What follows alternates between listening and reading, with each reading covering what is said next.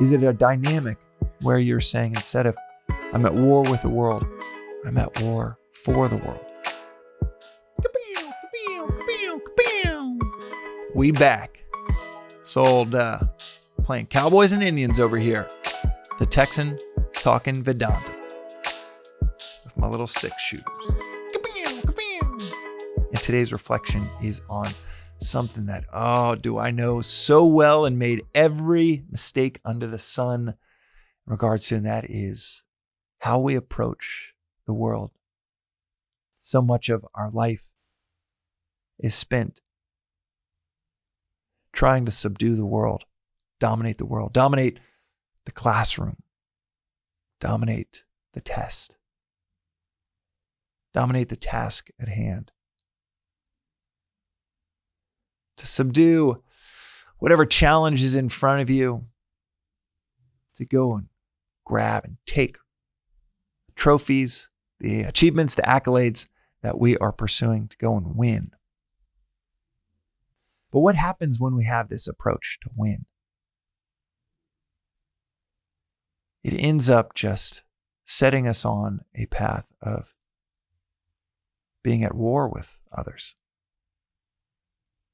Could be as simple as the grading on a curve on the math test in 9th grade,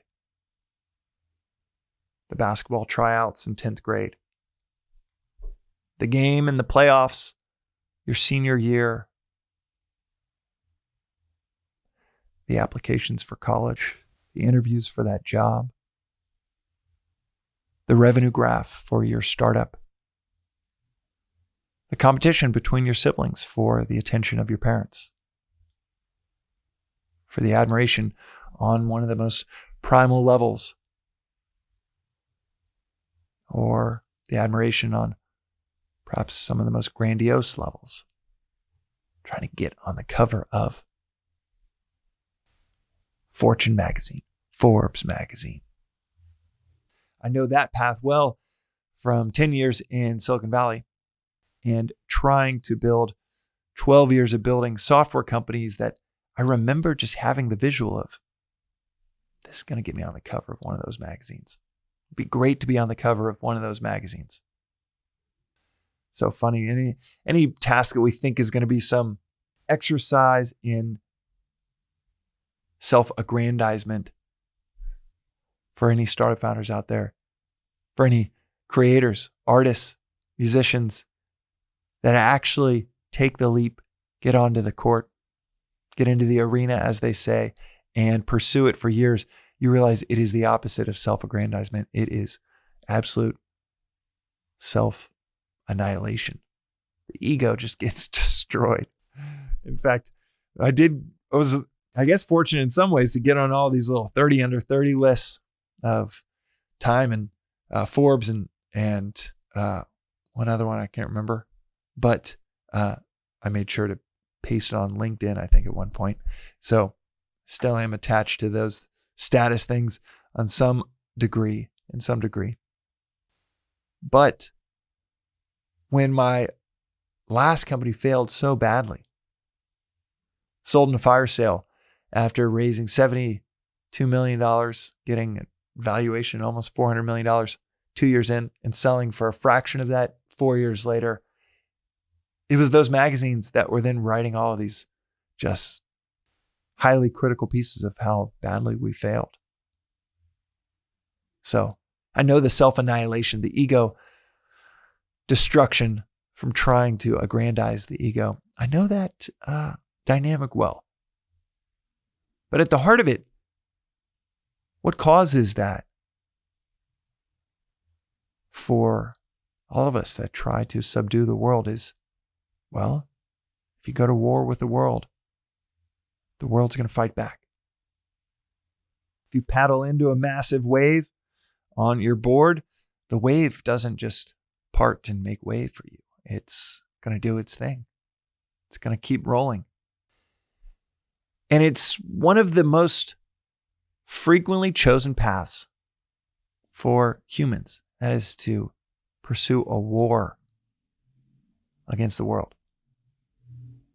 We don't think about it that way. We don't articulate it that way, but we see the other people in the classroom and, well, we want to beat them.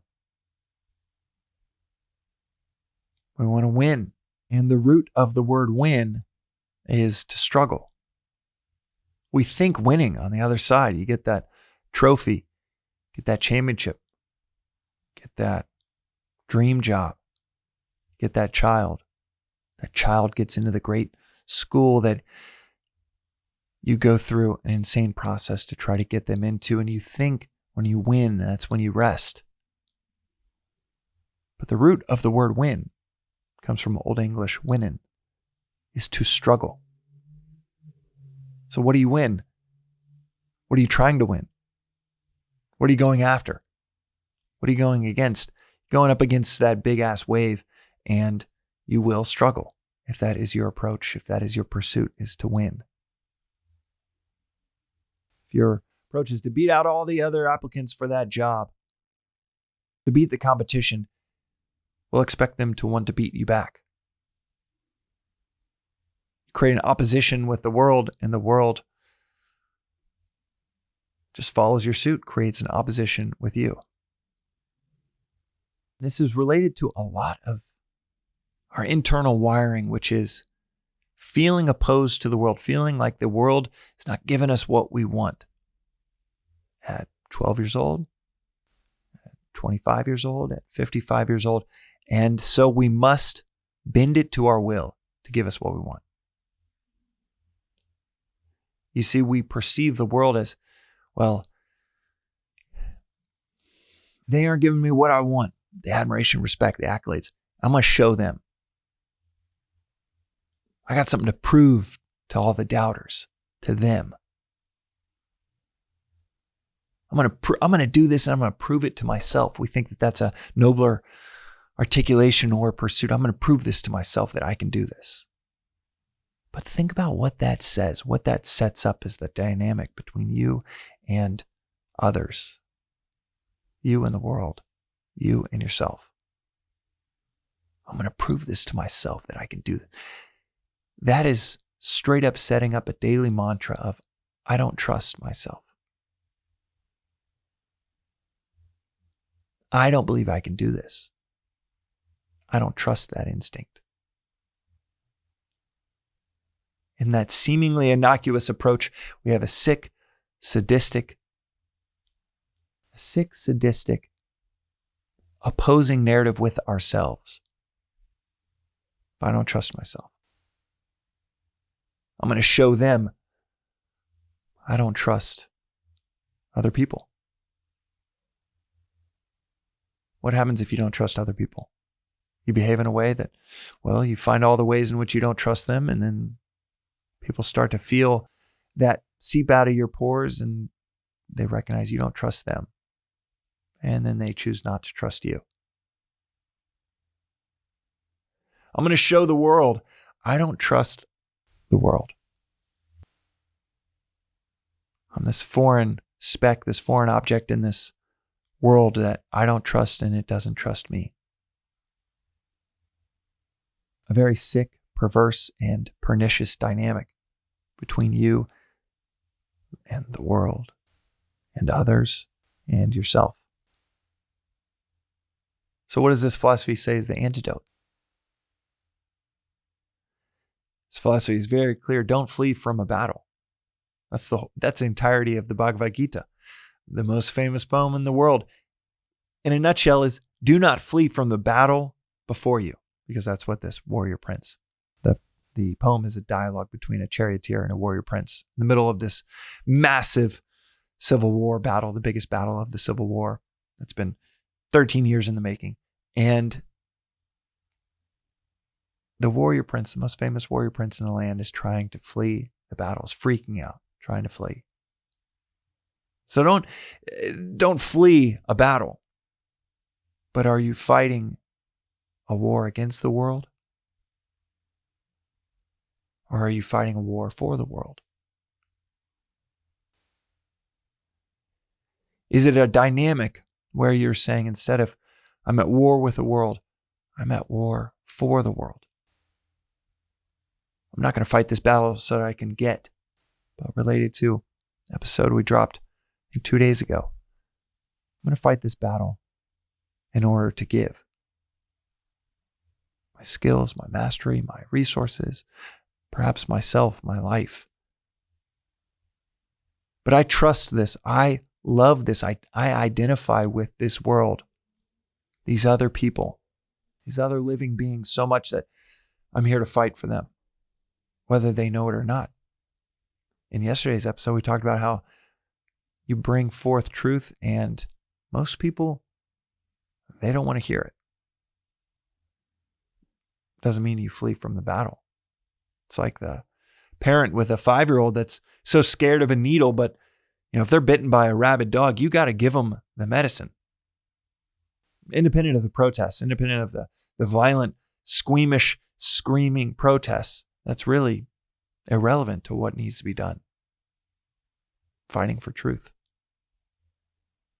But a lot of times, you are received, welcomed, loved by your community when you're the rare one that starts fighting for the community. The rare one that in each interaction, instead of seeping out of the pores with distrust of the person across from you, what's seeping out of your pores is this love and identification with them, this compassion. Compassion means to suffer with, the suffering with them. And ironically, that's how you win every time. Not in terms of you're not always going to get the judge's call. You're not always going to get the job. It's not always going to go the way that you might want, but to the root of the word, that's how you get to struggle. Struggle beautifully, peacefully. You are out on the water on your board, but instead of going against the wave, you're paddling, popping up, and riding with it. You are taming the universe instead of going against it.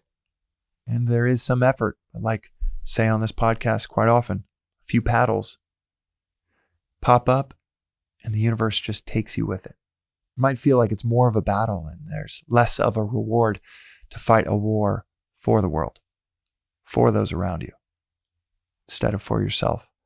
But nature, universe, truth, law, as I noted recently, it's all in the same word of dharma. Within this philosophy, it's all the same thing. You start to work with dharma. You start to go and move in alignment with your dharma.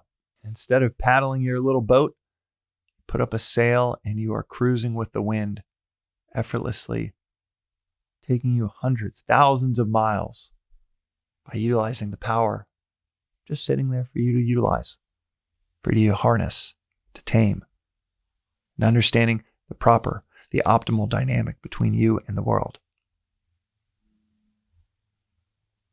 Because ultimately what this philosophy says, the deep end of the pool that I talk about often on this podcast, and that this philosophy has said for 8,000 plus years, is that you are the world. Love is not seeing any otherness in the world. Samaha, sameness. You are the world. This is you. All of it. Like you in the dream last night. As crazy as that might sound, it is the oldest philosophical concept we have continually rescued, dusted off, brought back. And that is this illusion of separateness.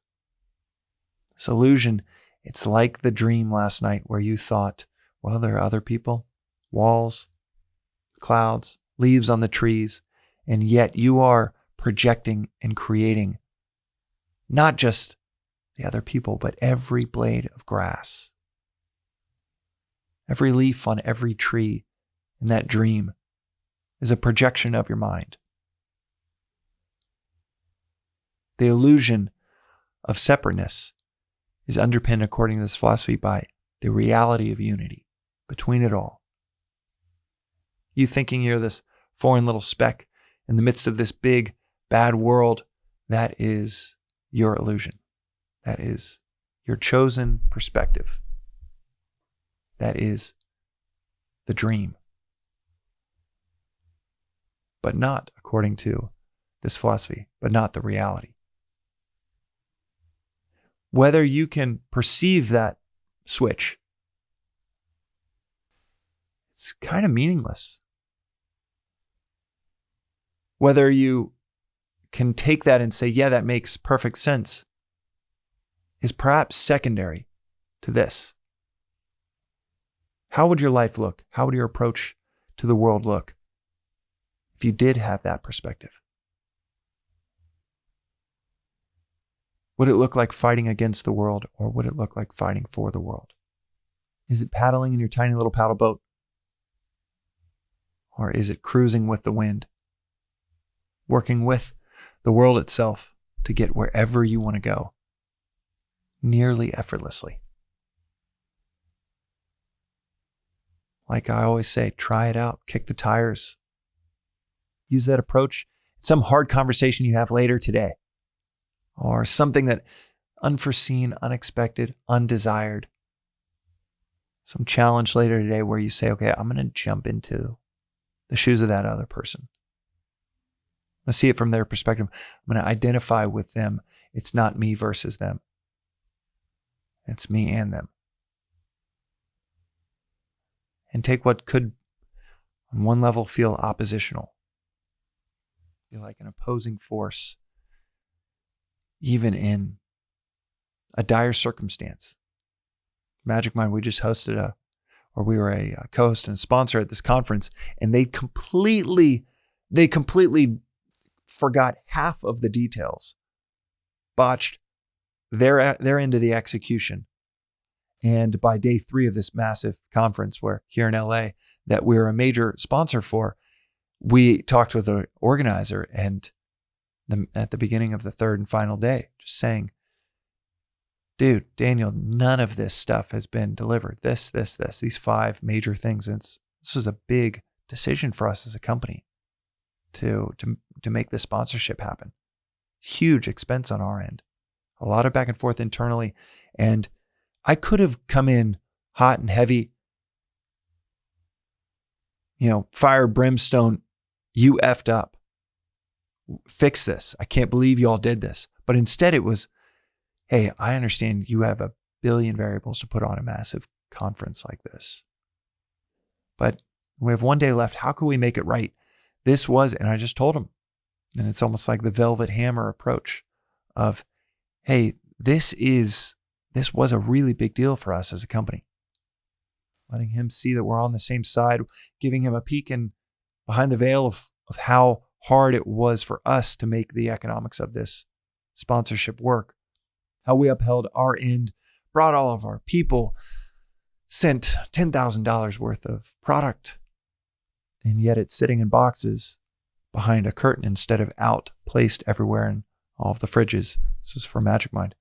And all of the merch bags and all of the places that it's supposed to go. I said, how can we on this third day, Daniel, how can we make it just try to get our return on investment?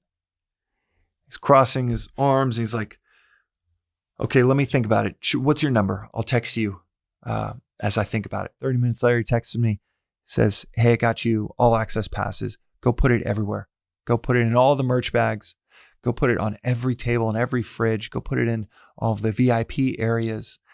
Go put it in the green room for the speakers that had Elon Musk and Peter Thiel and Mark Benioff, all of these crazy CEOs and bigwigs. And what went from 50% of the return on investment to we went crazy with that license, and he loved it. He was taking pictures of, we put it in even in the bathrooms, and he was like, who did this? I was like, yeah, one of our team members did that. And he was laughing.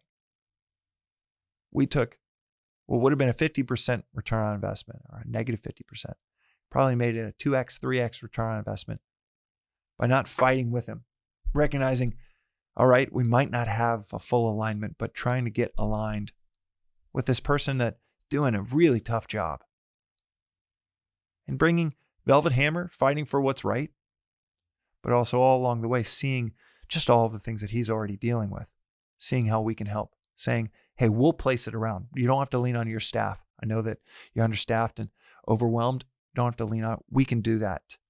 We can be the hands and muscles to execute on this, but just let us know what we can do to get our return on investment.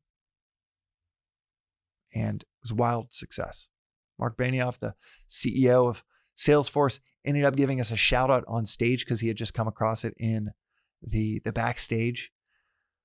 Now it looks like he might even invest in Magic Mind. Just crazy, unthinkable, unexpected return on investment by jumping in the trench with that person instead of looking from above and saying, hey, you owe us, trying to point some gun at them. But instead, jumping in the trench with them, fighting the battle they're trying to fight. The awareness and identification with the fact that they're understaffed and overwhelmed. They've got to take care of sponsors, guests, speakers, all of the above, and seeing, hey, where can we help with that? Instead of fighting against the world, what battle, what tiny little perceived conflict, what tiny little skirmish today could you jump on the other side? Where can you fight for the world, for your community, for yourself, instead of against all of them? That is today's reflection on the Daily Vedantic. We'll see you next time.